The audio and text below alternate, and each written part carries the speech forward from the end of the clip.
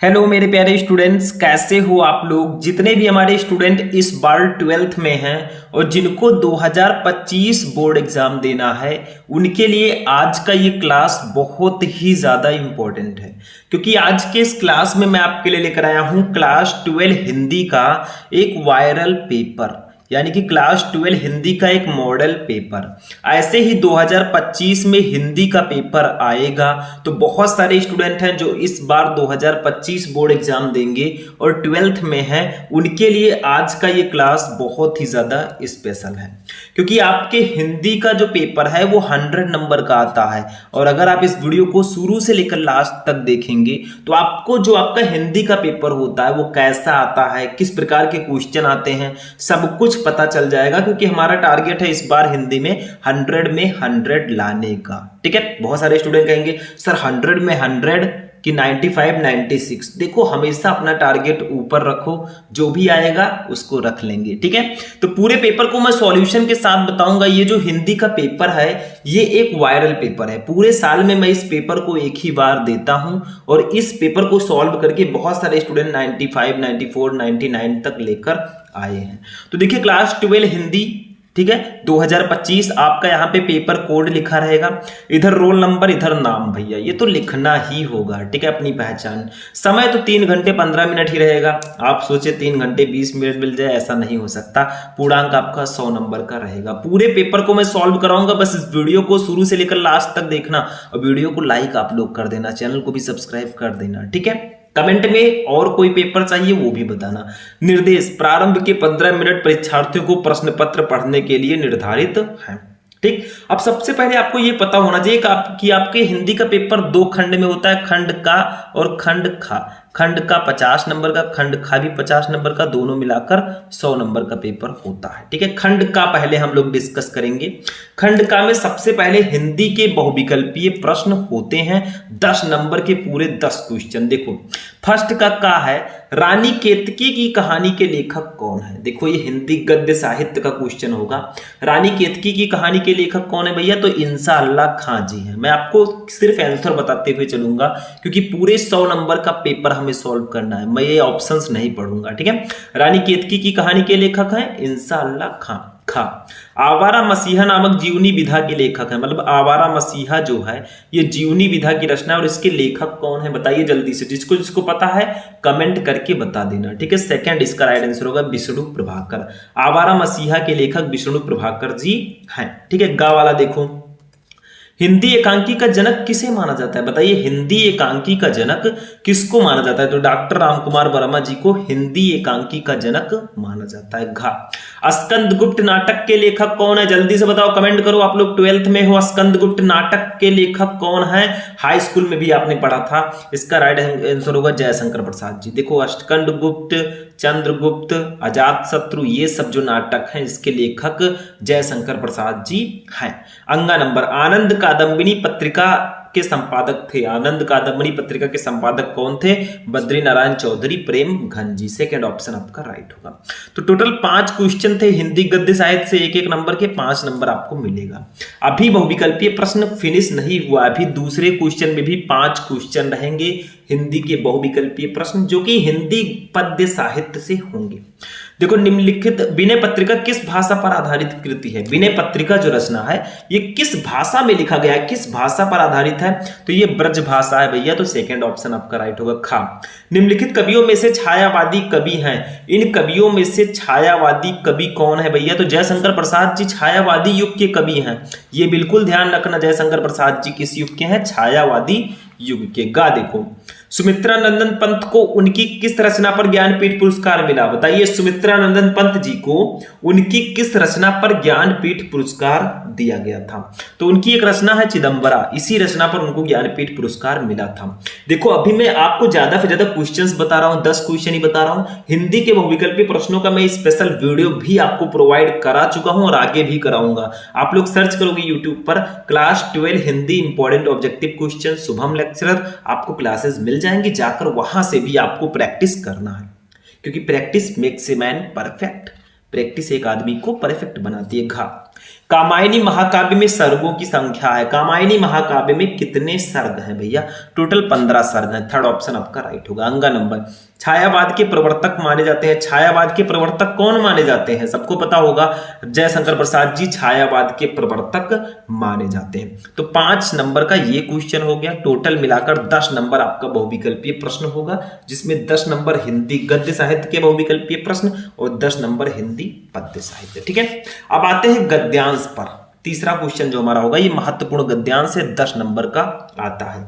इसमें कुछ खास होता नहीं है, ध्यान से देखो जो मैं बता रहा हूं। देखो, का कई महीनों बाद आए थे। देखो, दिए गए गद्यांश पर आधारित निम्नलिखित प्रश्नों का उत्तर दीजिए। आपको एक गद्यांश दिया गया है, ठीक है, इतना बड़ा सा। इसके नीचे 5 क्वेश्चन है, 1 2 3 4 5, 2-2 नंबर के क्वेश्चन होंगे। आप पांचों का आंसर दीजिए, 10 नंबर ले जाइए। नहीं पता तो अथवा लगा है, वो नहीं जानते आप ये वाला कर दीजिए। ठीक है, इसके नीचे भी 5 क्वेश्चन है 2-2 नंबर के, वो नहीं जानते तो इसको कर सकते हैं। चलो हम एक कर देते हैं, कोई भी। देखो, का कई महीने बाद आए थे। सुबह चाय पीकर अखबार देख रहा था कि वे तूफान की तरह कमरे में घुसे, साइक्लोन की तरह मुझे अपनी भुजाओं में जकड़ा, तो मुझे धृतराष्ट्र की भुजाओं में जकड़े भीम के पुतले की याद आ गई। वो धृतराष्ट्र की ही जकड़ थी। अंधे धृतराष्ट्र ने टटोलते हुए पूछा, कहाँ है भीम?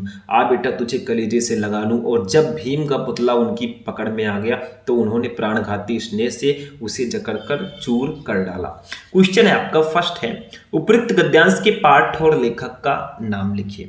देखो भैया, ये हमारे किस पाठ से है? ये निंदा रस चैप्टर से है। इसके लेखक हरिशंकर प्रसाद जी हैं। तो आप लोग लिख सकते हैं, मतलब संदर्भ हेडिंग डाल के आप लोग लिख सकते हैं, प्रस्तुत गद्यांश हमारी पाठ्य पुस्तक के गद्य भाग में संकलित तथा हिंदी के प्रसिद्ध व्यंग्यकार श्री हरिशंकर प्रसाद द्वारा लिखित निंदा रस शीर्षक निबंध से अवतरित है। मतलब आपको 2 नंबर में लिखना है। आप चाहे तो डायरेक्टली पाठ का नाम निंदा रस, लेखक का नाम हरिशंकर प्रसाद भी डाल सकते हैं, कोई दिक्कत नहीं है। ठीक है, तो ऐसे आपको कर सकते हैं। बस इसी में सारा आंसर मिलेगा। जो भी 5 क्वेश्चन है सबका आंसर इसी में मिल जाएगा। बस आपको पहचानना आना चाहिए किस पाठ का है। दूसरा, रेखांकित अंश की व्याख्या कीजिए। यहां से लेकर यहां तक जिसके नीचे रेखाएं हैं उतने का आपको अपनी भाषा में व्याख्या करनी है। 2 नंबर इसका भी कंप्लीट, मतलब अपनी भाषा में थोड़ा चेंज करके, थोड़ा आपको क्रिएटिव करके इसको लिख देना है। ठीक है, थोड़ा बढ़ा चढ़ा के 2-3 लाइन बढ़ा के लिख देना है, नंबर मिल जाएगा। तीसरा, का किस तरह कमरे में घुसे और उन्होंने किस तरह लेखक को भुजाओं में जकड़ा। तो देखो लिखा ये सीधा सीधा, का तूफान की तरह कमरे में घुसे, साइक्लोन की तरह मुझे अपने भुजाओं में जकड़ा। बस इतना ही लिखना है कि का अर्थात लेखक ने मित्र के वो तूफान की तरह कमरे में घुसे और साइक्लोन की तरह उन्होंने लेखक को अपनी भुजाओं में जकड़ लिया। बस हो गया, यहां से लेकर यहां तक लिख दो, काम खत्म। यहां तक, ठीक है, जकड़ा, बस सिंपल सा है। चौथा देखो, लेखक को किसके पुतले की याद आ गई? तो देखो यहां पे लिखा है, ये भुजाओं में जकड़े भीम के पुतले की याद आ गई। ठीक है, तो लिख दो, लेखक को उस भीम के पुतले की याद आ गई जिसे धृतराष्ट्र वास्तव में भीम समझकर मार डालना चाहता था। मतलब लेखक को भीम के पुतले की याद आ गई, सिंपल सा। पांचवा, धृतराष्ट्र ने भीम के पुतले के साथ क्या किया? तो देखो लिखा है, ये जब भीम का पुतला उनकी पकड़ में आ गया तो उन्होंने प्राणघाती स्नेह से उसे जकड़कर चूर कर डाला। तो धृतराष्ट्र ने भीम के पुतले के साथ, धृतराष्ट्र को जब भीम का पुतला मिला, उनकी पकड़ में आ गया तो उन्होंने प्राणघाती स्नेह से उसे जकड़कर चूर कर डाला। तो भैया सबका क्वेश्चन का आंसर इसी में लिखा है। तो ऐसे ढूंढ ढूंढ के आपको लिखना है। मैंने हिंदी की कॉपी लिखना भी आपको बताया था। अगर आप लोग सर्च करोगे क्लास 12 हिंदी की कॉपी कैसे लिखें, तो शुभम लेक्चर, तो आपको क्लास मिल जाएगी। उसमें कैसे इसको सॉल्व करना है सब कुछ मैंने बता दिया है। या आप सर्च कर लीजिए क्लास 12 हिंदी इंपॉर्टेंट गद्यांश शुभम लेक्चर, तो भी आपको क्लास मिल जाएगा। गद्यांश कैसे सॉल्व करते हैं वो भी पता चल जाएगा। अथवा लगा है भैया, वो नहीं पता तो आप इसको कर दीजिए। ठीक है, ये हमारे हम और हमारा आदर्श जो चैप्टर है डॉक्टर APJ अब्दुल कलाम जी का, ये उस चैप्टर से लिया गया है। ठीक है, अब आते हैं पद्यांश पे। इसको थोड़ा सा ध्यान देना है क्योंकि भैया ये है पद्यांश और ये आता है पूरे के पूरे 10 नंबर का। देखो, दिए गए पद्यांश पर आधारित निम्नलिखित प्रश्नों का उत्तर दीजिए। वही सेम प्रोसेस है, पद्यांश दिया जाएगा, उसके नीचे 5 क्वेश्चन रहेंगे, उसका आंसर देना होगा। जैसे देखो, अहे निष्ठुर परिवर्तन तुम्हारा ही टांदो नर्तन, विश्व का करुण विवर्तन तुम्हारा ही नयनोन्मीलन, निखिल उत्थान पतन अहे वासुकि सहस्त्र फन, लक्ष्य अलक्षित चरण तुम्हारे चिन्ह निरंतर, छोड़ रहे हैं जग के बिछत वृक्ष स्थल पर, सत सत फेनोषित स्फीत फूतकार भयंकर, घुमा रहे हैं घनाकार जगती का अंबर, मृत्यु तुम्हारा गरल दंत कंचुक कल्पांतर, अखिल विश्व ही विवर वक्र कुंडल दिगंडल। ठीक है, अब ये देखो किस चैप्टर का है भैया, ये सुमित्रा नंदन पंत जी का एक चैप्टर है पद में परिवर्तन, ये उसी चैप्टर का है। देखो परिवर्तन चैप्टर भी इंपॉर्टेंट है, लेकिन जो स्टार्टिंग के 3-4 चैप्टर हैं बहुत इंपॉर्टेंट है। जैसे आपका श्रद्धा मनु हो गया, पवन दूतिका हो गया, कैकेयी का अनुताप हो गया, गीत हो गया जयशंकर प्रसाद जी का, यही सब पढ़ लो भैया, नंबर आपका फिक्स रहेगा। लेकिन ये थोड़ा सा पद्यांश टफ आपको लगेगा, ऐसा नहीं है कि यही आएगा, दूसरा भी आ सकता है, लेकिन थोड़ा सा मैं समझाने का प्रयास करता हूं। ठीक है, देखो अहे निष्ठुर परिवर्तन, ठीक है, यानी कि प्रस्तुत पंक्ति में कवि कहता है कि हे निष्ठुर परिवर्तन तुम्हारा ही तांडव नर्तन, यानी कि जब तुम प्रलयकारी तांडव करते हो, विश्व का करुण विवर्तन, तो ऐसा लगता है तो उसके भंवर में फंसकर इस विश्व का करुण अंत हो जाता है। ठीक है, तुम्हारा ही नयनोन्मूलन, यानी कि वो कह रहे हैं इस संसार में जो उत्थान पतन होते हैं, ठीक है, निखिल उत्थान पतन, यानी कि तुम्हारा इस संसार में जो उत्थान पतन होते हैं, ठीक है, क्रांतियां होती हैं, वो मानो निखिल अहे वास्तुक सहस्त्रफल, मतलब वो कह रहे हैं कि जो भी उत्थान पतन होता है वो मानो तुम्हारे ही कारण होता है, तुम्हारे नेत्रों के खुलने और बंद होने के साथ ही होती है। ठीक है, तो ये थोड़ा सा मतलब आपको यहाँ पे चैप्टर्स को पढ़ना पड़ेगा आगे चलकर, तभी आप इसका आंसर दे पाएंगे। ठीक है, थोड़ा सा और है जो मैंने आपको दिखाया था, और इसके नीचे भी 5 क्वेश्चंस रहेंगे, 1 2 3 4 5 2 नंबर का ये रहेगा। ठीक है, इसको मैं अलग से आपको क्लासेस प्रोवाइड करा दूंगा। अगर आप लोग कहेंगे कमेंट में सर हमें पद्यांश पर वीडियो चाहिए, तो मैं क्लास 12 हिंदी इंपॉर्टेंट पद्यांश का भी वीडियो प्रोवाइड करा दूंगा। यहाँ पे पूरा पेपर हमें देखना है, हिंदी व्याकरण का मैं पूरा सॉल्यूशन भी दूंगा, तो आपको जल्दी जल्दी चलना है। ठीक है, तो ये आपका हो गया। अथवा लगा है वो नहीं पता है तो ये कर लो, आज की दुनिया विचित्र नवीन, प्रकृति पर सर्वत्र है विजय, पुरुष आसीन है बधे नर के करों में वारी, विद्युत भाप हुक्म पर चढ़ता उतरता है, पवन का ताप है नहीं बाकी कहीं व्यवधान, लांघ सकता सरित गिर सिंधु एक समान। ये रामधारी सिंह दिनकर जी का अभिनव मनुष्य चैप्टर है, ये उसी से लिया गया। इसके नीचे भी 5 क्वेश्चन है 2 नंबर के। ठीक है, तो ये सारे आपके पद्यांश रहेंगे। अगर बात किया जाए कि गद्यांश के कंपैरिजन में पद्यांश कैसा होता है, तो देखो पद्यांश जो है गद्यांश के कंपैरिजन में थोड़ा सा टफ होता है, मतलब आपको गद्यांश जितनी इजीली आप सॉल्व कर सकते हैं उतना इजीली पद्यांश नहीं, क्योंकि पद्यांश में जब तक आप मीनिंग नहीं पढ़ेंगे उतनी आसानी से सॉल्व नहीं होगा, ये ध्यान रखना। ठीक है, 5वां क्वेश्चन देखो, अभी हम खंड खा में सारी चीजें सॉल्व करेंगे, टेंशन मत लेना। 5वें का अब जीवन परिचय यानी कि साहित्यिक परिचय पे आते हैं। देखो, निम्नलिखित में से किसी एक लेखक का साहित्यिक परिचय देते हुए उनकी प्रमुख रचनाओं का उल्लेख कीजिए, अधिकतम शब्द सीमा 80, 5 नंबर का ये आएगा। मतलब 3 लेखक आपको दिए जाएंगे, 3 में से किसी एक का साहित्यिक परिचय देते हुए उनकी रचना लिखनी है। जैसे वासुदेव शरण अग्रवाल, कन्हैयालाल मिश्र, प्रभाकर, डॉक्टर APJ अब्दुल कलाम, 3 लेखक हैं, तीनों में से किसी एक का आप साहित्यिक परिचय देते हुए उनकी रचना लिखिए।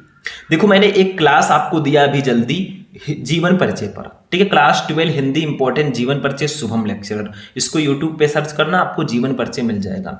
मैंने आपको बताया है वो कौन से टॉप 5 या 6 जीवन परिचय हैं जो इस बार आएंगे, और जीवन परिचय लिखते कैसे वो भी मैंने आपको बताया, और कौन कौन से जीवन परिचय इंपॉर्टेंट है वो भी मैंने आपको बताया। तो उस क्लास को जाकर देख लेना। वैसे ये 80 शब्दों में आपको लिखना होगा। ठीक है, ऐसे कवि का 5 नंबर का रहेगा, निम्नलिखित में से किसी एक कवि का साहित्यिक परिचय देते हुए उनकी प्रमुख कृतियों का उल्लेख कीजिए, शब्द सीमा 80, जैसे अयोध्या सिंह उपाध्याय, हरिओं, जयशंकर प्रसाद और महादेवी वर्मा, 5 नंबर का ये भी रहेगा।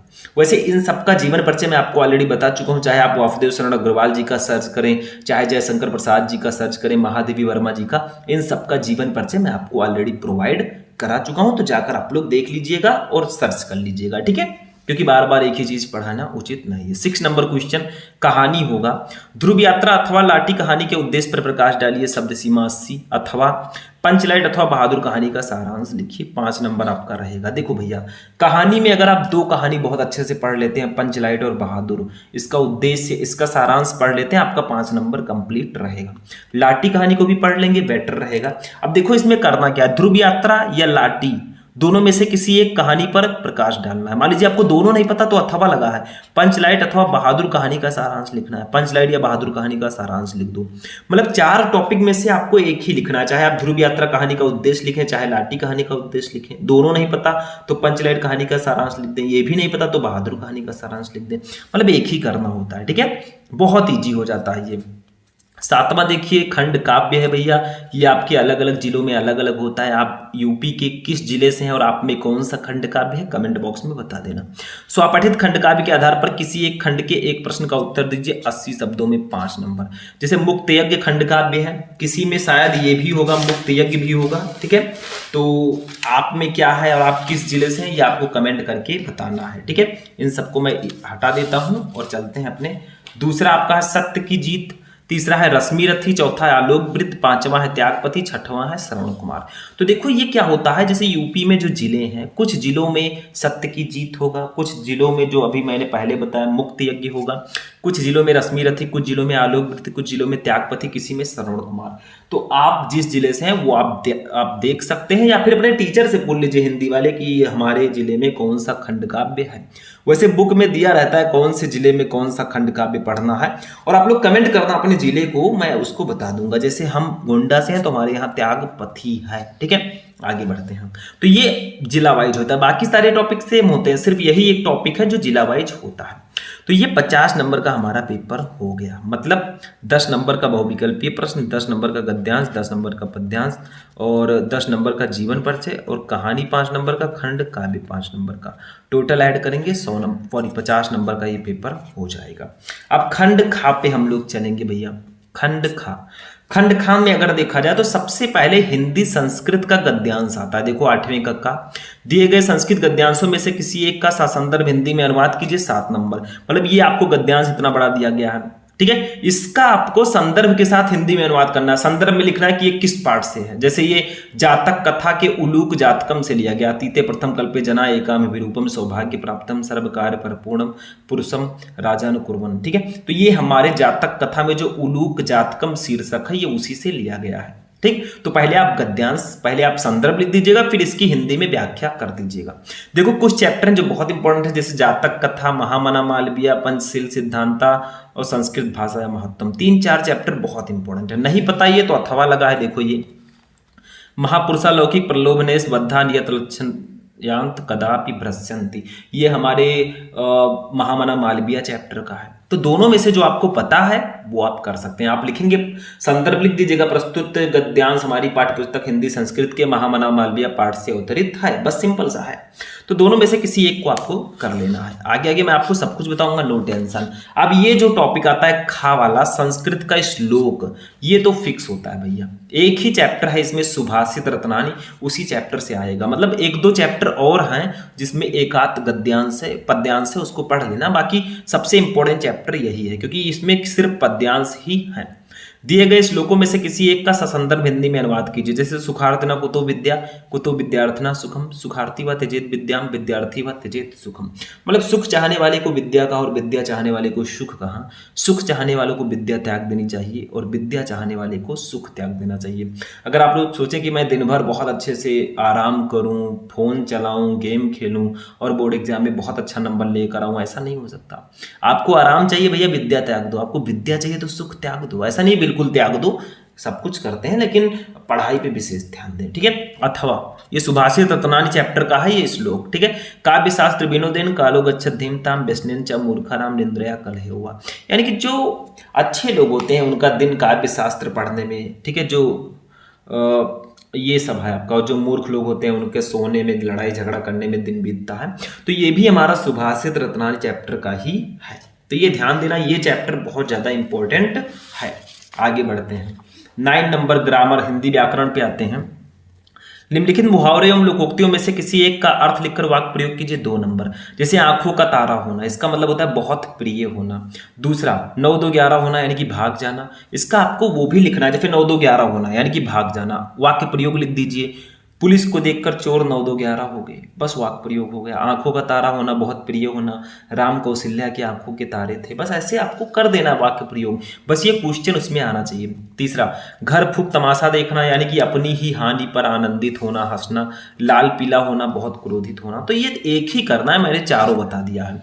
10 नंबर होता है आपठित गद्यांश, मतलब आपको एक आपठित गद्यांश दिया जाएगा, उसके नीचे क्वेश्चन दिए जाएंगे, 5 नंबर आपको उसके लिए मिलेगा। क्वेश्चन ऑब्जेक्टिव भी हो सकता है और सब्जेक्टिव भी हो सकता है। देखो, निम्नलिखित गद्यांश पद्यांश को ध्यानपूर्वक पढ़कर पूछे गए प्रश्नों में सही विकल्प का चयन कीजिए। ये ऑब्जेक्टिव दिया गया है, लेकिन सब्जेक्टिव भी आता है। देखो, पढ़ते हैं पहले इसको, फिर क्वेश्चन का आंसर देंगे। देखो, अंतर्राष्ट्रीय श्रम संगठन के अनुसार बाल श्रम को इस प्रकार परिभाषित किया गया है: वो काम जो बच्चों को उनके बचपन, उनकी क्षमता और उनकी गरिमा से वंचित करता है और जो शारीरिक और मानसिक विकास के लिए हानिकारक है। एक सामाजिक बुराई के रूप में संदर्भित भारत में बाल श्रम एक अनिवार्य मुद्दा है जिससे देश वर्षों से निपट रहा है। मतलब बच्चे जो छोटे छोटे काम करते हैं, बाल श्रम, ये उससे रिलेटेड है। ठीक है। लोगों का मानना है कि बाल श्रम जैसी सामाजिक कुरीति को समाप्त करने का दायित्व सिर्फ सरकार का है।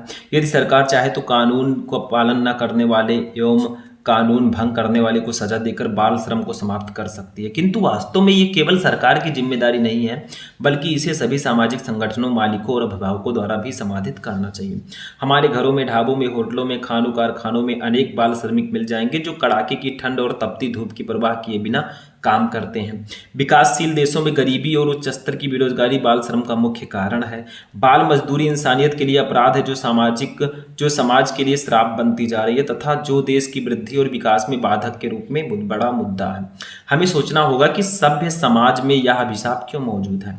जिस उम्र में बच्चों को सही शिक्षा मिलनी चाहिए, खेल कूद के माध्यम से अपने मस्तिष्क का विकास करना चाहिए, उस उम्र में बच्चे से काम करवाने से बच्चों का शारीरिक, मानसिक, बौद्धिक और सामाजिक विकास रुक जाता है।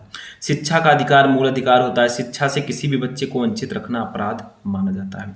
आज आवश्यकता इस बात की है कि सरकारी स्तर से लेकर व्यक्तिगत स्तर पर सभी इससे के प्रति सजग रहें और बाल श्रम के कारण बच्चों का बचपन न छिन जाए, इसके लिए कुछ सार्थक पहल करें। आम आदमी को भी बाल मजदूरी के विषय में जागरूक होना चाहिए और अपने समाज में इसे होने से रोकना चाहिए। बाल श्रम को खत्म करना केवल सरकार का ही कर्तव्य नहीं है, हमारा भी कर्तव्य है कि हम इस अभियान में सरकार का पूरा साथ दें। देखिए का क्वेश्चन, अब ऑब्जेक्टिव क्वेश्चन है उसी से रिलेटेड। देखो, इतना बड़ा कोई जरूरी नहीं है कि गद्यांश दिया जाएगा, थोड़ा छोटा भी दिया जा सकता है और इसके नीचे सब्जेक्टिव क्वेश्चंस भी दिए जा सकते हैं। देखो, का गद्यांश के आधार पर बताइए कि बाल श्रम जैसी सामाजिक कुरीति को समाप्त करने के लिए लोगों की सोच कैसी है। फर्स्ट, बाल श्रम को समाप्त करना केवल समाज सेवी संस्थाओं का दायित्व है। सेकंड, ऐसे आप सेकंड कर दीजिएगा, ये सेकंड, ये थर्ड, ये फोर्थ। ठीक है। बाल श्रम को समाप्त करना केवल जनता का दायित्व है। थर्ड, बाल श्रम को समाप्त करना केवल सरकार का दायित्व है। फोर्थ, बाल श्रम को समाप्त करना केवल अभिभावकों का दायित्व है। तो भैया इसका थर्ड वाला सही होगा, बाल श्रम को समाप्त करना केवल सरकार का दायित्व है। मतलब लोग ऐसा सोचते हैं। देखो, बाल श्रम जैसी सामाजिक कुरीति को समाप्त करने के लिए लोगों की सोच है कि बाल श्रम को समाप्त करना केवल सरकार का दायित्व है, लेकिन ऐसा नहीं है। सरकार खुद चलकर उसको समाप्त करने नहीं आएगी, हम जैसे लोगों को खड़ा होना पड़ेगा। ठीक है, आगे बढ़ते हैं। घरों में, ढाबों में, होटलों में, खानों कारखानों में अनेक बाल श्रमिक को काम करता देख भी हम उदासीन क्यों बने रहते हैं? क्योंकि हम सिर्फ अपने बारे में ही सोचते हैं, हम जागरूक बनना नहीं चाहते, हम उनकी सहायता करना नहीं चाहते, हम संवेदना शून्य हो चुके हैं। बिल्कुल, हम संवेदन शून्य हो चुके हैं क्योंकि हम देखते हैं कि छोटे छोटे बच्चे काम कर रहे हैं होटल, कारखानों, ढाबों में, फिर भी हम उनके लिए कोई एक्शन नहीं लेते। गद्यांश के आधार पर बताइए कि बाल श्रम को रोकने के लिए सार्थक प्रयास क्यों किए जाने चाहिए। क्योंकि फर्स्ट है, बाल श्रम से के कारण बच्चों का बचपन छिन जाता है। सेकंड है, बाल श्रम के कारण वो जल्दी बड़े हो जाते हैं। थर्ड है, बाल श्रम के कारण बच्चों को घर पर ही रहना पड़ता है। फोर्थ है, बाल श्रम के कारण बच्चों को विद्यालय आना नहीं पड़ता। तो इसका राइट आंसर होगा, बाल श्रम के कारण बच्चों का बचपन छिन जाता है। जिस उम्र में उनको खेलना कूदना, मानसिक विकास करना चाहिए, उस उम्र में वो बाल श्रम करते हैं, कम मजदूरी करते हैं। बच्चों को बाल श्रम के लिए क्यों विवश किया जाता है? फर्स्ट है जागरूकता का अभाव, सेकंड है निर्धनता और भुखमरी, थर्ड है शिक्षा का अभाव, फोर्थ है लोगों की मनोवृत्ति। भैया निर्धनता और भुखमरी, गरीबी और भुखमरी जो है, ये जो है बाल श्रम का मुख्य कारण है। मतलब कोई नहीं चाहता, कोई पेरेंट नहीं चाहता कि उसके बच्चे काम करें, लेकिन निर्धनता, गरीबी और भुखमरी के कारण वो करते हैं। ठीक है। अंगा नंबर, बाल श्रम जैसी सामाजिक अभिशाप से देश को क्या नुकसान होता है? फर्स्ट है, बाल श्रम एक बच्चे के बचपन के सभी लाभों से दूर रखता है, लाखों बच्चों उचित शिक्षा से वंचित हो जाते हैं। थर्ड है, बच्चों का शारीरिक, मानसिक और सामाजिक विकास अवरुद्ध हो जाता है। फोर्थ है, बाल श्रम से देश का आने वाला कल अंधकार की ओर जाने लगता है। यही सही है, बाल श्रम अगर होगा तो आने वाला जो समय है, आने वाला जो देश है वो अंधकार की ओर जाने लगेगा, क्योंकि बच्चे ही भविष्य होते हैं। अथवा लगा है वो नहीं पता है तो आप इसको कर सकते हैं भैया, ये भी वही चीज़ है, सेम टू सेम। ठीक है, अगर मान लीजिए वो आपको नहीं पता है तो आप इस आपठित पद्यांश को कर सकते हैं। इसके नीचे भी काखा गाघा अंगा करके 5 क्वेश्चन रहेंगे। ठीक है, आते हैं नेक्स्ट टॉपिक 11 का। निम्नलिखित शब्द युग्मों का सही अर्थ चयन करके लिखो। भैया ये शब्द युग्म है, ठीक है, इसको ध्यान से समझना है। शब्द युग्म इसको बोलते हैं। जैसे फर्स्ट है पुरुष परुष, इसका सही अर्थ क्या होगा? जो पहले उसका अर्थ पहले होगा, जो बाद में उसका अर्थ बाद में। तो का है नर और नारी, खा है आदमी और फरसा, गा है पुरुष और पैसा, घा है आदमी और कठोर। तो इसका राइट आंसर होगा ऑप्शन नंबर घा, आदमी और कठोर। देखो पुरुष का मतलब होता है आदमी, परुष का मतलब कठोर, तो घा वाला ऑप्शन आपका सही होगा। जो पहले उसका अर्थ पहले, जो बाद में उसका अर्थ बाद में। दूसरा जलज जलद, इसका सही अर्थ क्या होगा? जलज और जलद, इसका सही अर्थ क्या होगा? का है कमल और बादल और कमल, खा है कमल और बादल, गा है कमल और तालाब, खा है तालाब और कमल। ठीक है, तो इसका राइट आंसर क्या होगा? जलज और जलद, कमल और बादल इसका सही आंसर होगा। जलज का मतलब कमल, जलद का मतलब बादल, बस हो गया। खा देखो, निम्नलिखित शब्दों में से किसी एक शब्द के 2 अर्थ लिखिए। इसको हम अनेकार्थी शब्द बोलते हैं। जैसे फर्स्ट है कर, कर को और किन नामों से जानते हैं? कर को हम टैक्स बोलते हैं, किरण बोलते हैं, कार्य बोलते हैं, हाथ बोलते हैं। ठीक है, कनक, कनक को हम सोना, धतूरा, गेहूं का आटा। अंबर, अंबर को हम वस्त्र, आकाश बोलते हैं। मतलब ऐसे आप लिख लीजिएगा, एक ही करना है, मैंने तीनों बता दिया। गा देखो, निम्नलिखित वाक्यांशों के लिए एक शब्द का चयन करके लिखिए। जैसे फर्स्ट है जिसकी सीमा ना हो, उसको हम लोग क्या बोलते हैं? जिसकी सीमा ना हो उसको असीम बोला जाता है। सिंपल सा है, जिसकी कोई सीमा ना हो वो असीम है। ठीक है, दूसरा, जिसके शत्रु का जन्म ही ना हुआ हो उसे हम अजात शत्रु बोलते हैं। जिसके दुश्मन का जन्म ही ना हुआ हो उसे हम अजात शत्रु बोलते हैं, एक शब्द में। नेक्स्ट देखते हैं, घा। निम्नलिखित में से किन्हीं 2 वाक्यों को शुद्ध करके लिखिए 2 नंबर। जैसे फर्स्ट है, ये वाक्य संशोधन है। फर्स्ट है मेरे को विद्यालय जाना है, नहीं, यहाँ पे रहेगा मुझे विद्यालय जाना है, मेरे को नहीं, मुझे विद्यालय जाना है। मेरे शब्दों पर ध्यान दीजिए।